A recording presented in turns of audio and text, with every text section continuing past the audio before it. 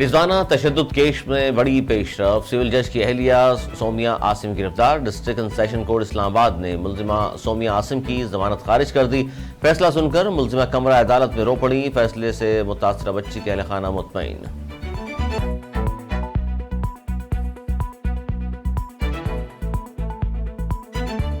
وزیر اعظم شہباز شریف کہتے ہیں چین کی سرمایہ کاری سے پاکستان کے معاشی منظرنامے میں تبدیلی آئی ہے۔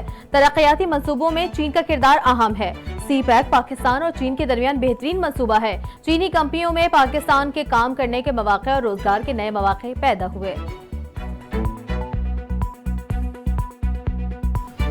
توشہ خانہ کیس کے فیصلے کے خلاف سپریم کورٹ میں درخواست دائر، فیصلہ کالعدم قرار دینے کی استدعا۔ توشہ خانہ کیس کا ٹرائل دوبارہ شروع کیا جائے۔ چیئرمین پی ٹی آئی کو فیئر ٹرائل کا حق نہیں دیا گیا، فیصلہ جلد بازی میں کیا گیا۔ توشہ خانہ کیس کے سپریم کورٹ کے فیصلے تک سزا معطل کی جائے، درخواست میں موقف۔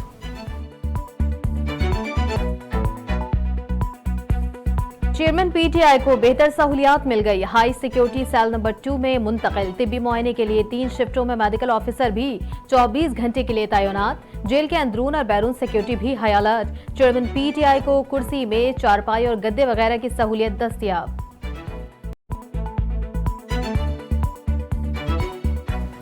تحریک انصاف کے رہنما اور سابق صوبائی وزیر شمشان بخاری کی آڈیو لیک۔ شمشان بخاری آڈیو میں کہہ رہے ہیں اللہ پاک نے بچت رکھی، 9 مئی کو میں لاہور میں نہیں تھا، مجھے اندازہ تھا کہ پی ٹی آئی نے کوئی فساد کرنا ہے۔ یاسمین راشد سے میرا اچھا تعلق ہے، ان کو کہا میں اوکاڑا میں نہیں آ سکتا، انہوں نے کہا ہم نے کور کمانڈر کے گھر جانا ہے۔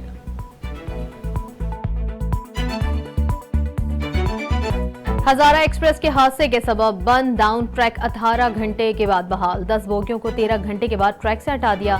ڈاؤن ٹریک بحال ہونے کے بعد مختلف اسٹیشنز پر روکی گئی ٹرینیں کراچی کے لیے روانہ۔ گزشتہ روز کراچی سے حویلیہ جانے والی ہزارہ ایکسپریس کی حادثے کا شکار ہوئی تھی۔ 30 افراد جاں بحق اور 80 سے زائد زخمی ہو گئے۔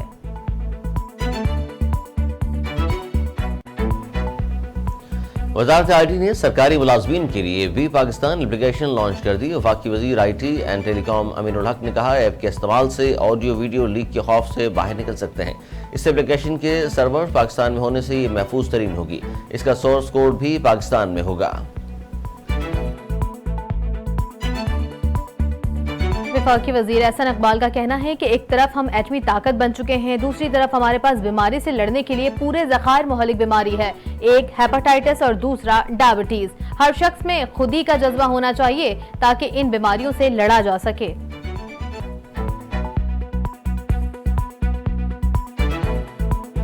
چیئرمین پی ٹی آئی کو حق دفاع بحال کرنے کی اپیل سماعت کے لیے مقرر۔ چیف جسٹس اسلام آباد ہائی کورٹ 10 اگست کو سماعت کریں گے۔ درخواست کو اسلام آباد ہائی کورٹ نے الیکشن کمیشن کو نوٹس جاری کر کے جواب طلب کر رکھا ہے۔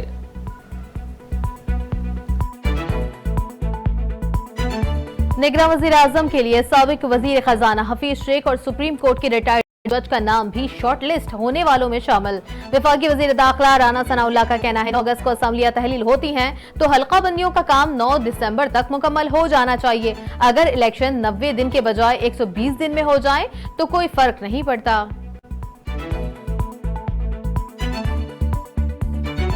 صوبائی وزیر سندھ شرجیل انعام میمن نے 9 مئی کے واقعات سوچی سمجھی سازش قرار دے دیا۔ کہا 9 مئی کے واقعات فطری رد عمل تھا تو چیئرمین پی ٹی آئی کی دوبارہ گرفتاری پر اس طرح کے واقعات رونما کیوں نہیں ہوئے؟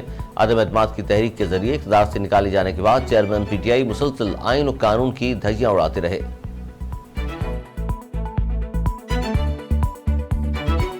مسلم لیگ نون کے رہنما اور وفاقی وزیر احسن اقبال کہتے ہیں چیئرمین پی ٹی آئی اپنی کرتوتوں کی وجہ سے آج جیل میں ہے۔ ہمارے خلاف جھوٹے مقدمات بنانے والا خود سچے مقدمے میں جیل گیا۔ میاں جاوید لطیف کا کہنا ہے ابھی تو فیصلوں کی ابتدا ہوئی ہے، ابھی 65 ارب کی کرپشن اور ٹیریان کیس فیصلہ آنا ہے۔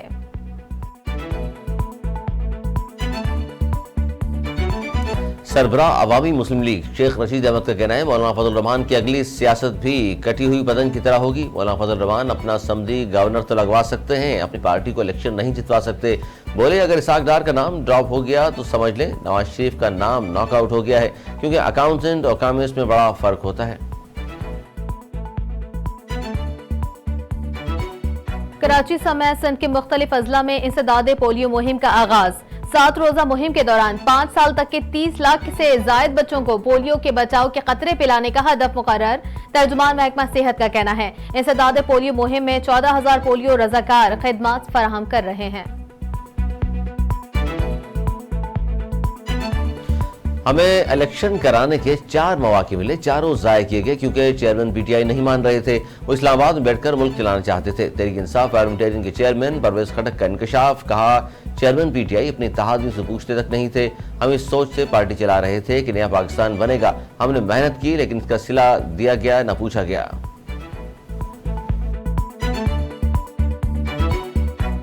सऊदी अरब में यूक्रेन बहरान पर मुज़ाकरात इख्तिताम पजीर। क़याम अमन के लिए मुश्तरका कोशिशों पर इत्तफाक। 2 रोज़ा इजलास में अक़वाम मुत्तहिदा समेत 40 से ज़ायद ममालिक के नुमाइंदों ने शिरकत की।